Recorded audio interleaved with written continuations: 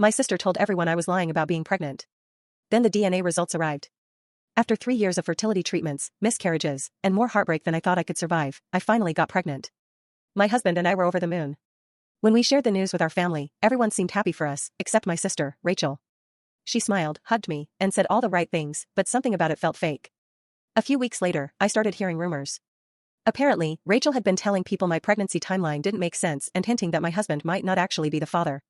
At first, I ignored it. The claims were ridiculous, and I assumed nobody would take them seriously. Unfortunately, I underestimated how much people love gossip.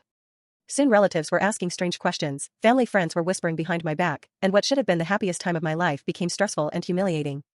Things reached a breaking point at my baby shower. In the middle of the party, one of my cousins asked if we'd chosen a name yet. Before I could answer, Rachel laughed and loudly said, maybe wait for the DNA test before choosing a last name. The room went completely silent. I felt my face burn with embarrassment while my husband sat there absolutely furious.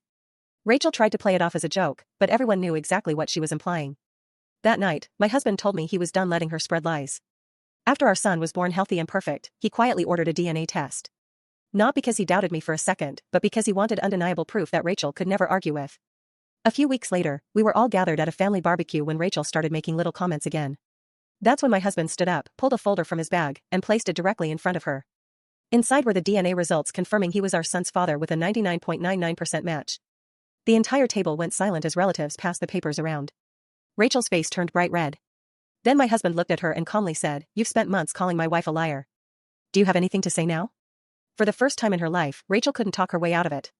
She mumbled something about joking, but nobody believed her anymore. A few days later, she showed up at my house asking for forgiveness.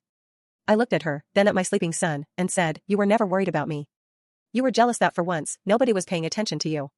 She stood there speechless, and honestly, that silence was more satisfying than any apology could have been.